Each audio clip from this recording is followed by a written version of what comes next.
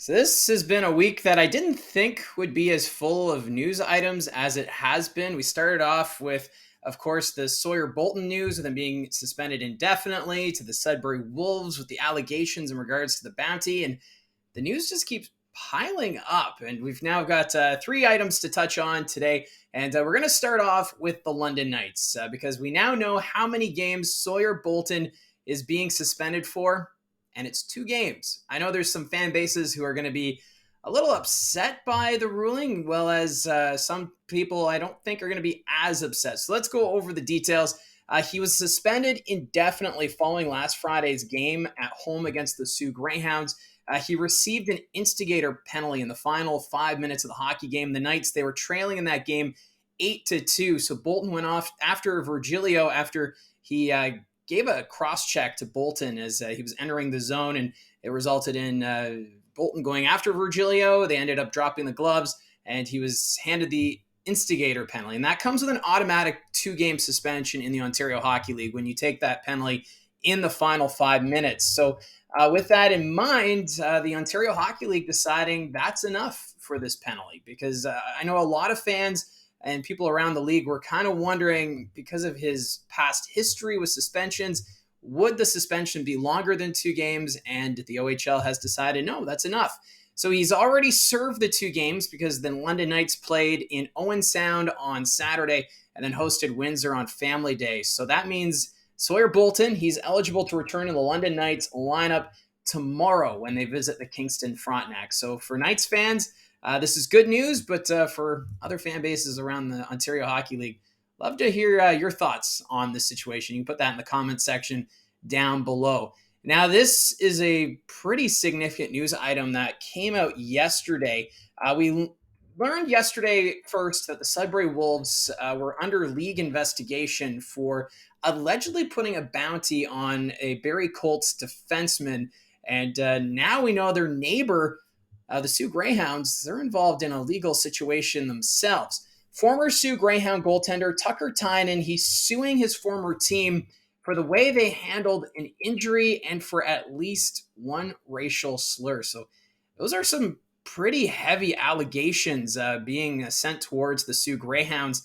Tynan, he's suing them for $300,000, and he claims the Greyhounds' actions caused him to suffer physical damages, emotional distress, and loss of enjoyment of life. So that's a pretty big statement coming from Tucker Tynan. Right now, Tynan, he is playing for the Port Huron Prowlers. That's in the Federal Prospects Hockey League. So his hockey career is continuing. But according to Tucker Tynan, he suffered a shoulder injury in a game April 1st, 2022, and he requested to be taken to hospital during that game, which apparently that was refused. Tynan then claims that he went to head coach John Dean and general manager Kyle Raftis about the injury, and it still wasn't addressed. He was still being put in the lineup despite the injury. He said he was taking ibuprofen himself, despite the team not sending him off for imaging to get an MRI done on the shoulder injury. So it wasn't until he had the MRI done in Arizona. It was in September of 2023, or 2022 rather, and they found in the MRI that he suffered a torn labrum, which sounds painful. So he went 5 months then without getting it scanned or checked. And this is where Tucker Tynan is frustrated. He feels like he wasn't properly cared for by the Soo Greyhounds. And then he had surgery in February 2023. So obviously, none of this has been proven in court. He's alleging that there was at least one racial slur delivered towards him by a staff member on the Soo Greyhounds. They didn't say what the slur was, and I don't even want to repeat it if I knew what it was. So this is some pretty serious allegations. Of course, nothing has been proven in court. But the Greyhounds, they did issue a statement in response from President Tim Lukenda. In the statement from the Greyhounds, they say they took care of Tynan as a player and as a person during his brief stay with the team, and they plan to file a statement of defense in the coming days. So this looks like it's going to be going to court. Lukenda also says the team has some of the best on and off ice staff in the league, and he has complete confidence in Coach John Dean and GM Kyle Raftis. So it's good to see that he's supporting his team. He's supporting the staff.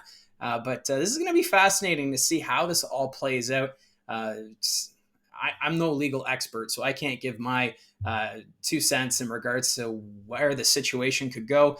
But the Ontario Hockey League, they've also come out and said that they do not plan on conducting an investigation into the Greyhounds. So the OHL, I think they're just going to take a step back, see what happens in court, and then go from there. But still, this is a crazy situation. And, I earlier this week, I reached out to the OHL trying to set up an interview with Commissioner David Branch, because this is David Branch's final year as commissioner. So I thought it'd be kind of nice to have him on the channel talking about his time leading the Ontario Hockey League over the last 40 plus years. But now this, with everything that's gone on this week, it kind of explains why I haven't heard anything back. Just with the league, they've been inundated with situations, from the situation in Sudbury to Connor Lockhart to the Sawyer Boulton. And now we've got this with the Soo Greyhounds. So I'm hoping we'll get David Branch on here on the channel sometime soon to talk about his OHL career, but still no response from the league, and I kind of understand why with everything that's been going on. But what's interesting, though, about Tucker Tynan, he had a pretty wild career when he was in the Ontario Hockey League. He started his career with the Niagara Ice Dogs, and if you remember, he suffered a serious leg injury when he was with Niagara, when he took a skate to the back of the leg. It was a nasty cut. And that was in a game against the London Knights back in December 2019, and then was out of the lineup for the rest of the 1920 season as he needed time to recover, and then came back, the Niagara Ice Dogs, and traded him to Sault Ste. Marie. And then, with the Sioux, he suffered that shoulder injury and has now led to this lawsuit. So we'll see what happens next. If there's any updates, I'll definitely pass it along here on the channel. Now, I did want to end on a more positive note, because I don't think there's any fan bases that'll be upset with this news item. The Flint Firebirds have announced multi-year contract extensions for head coach Paul Flash and general manager Dave McParland. So congrats to those two.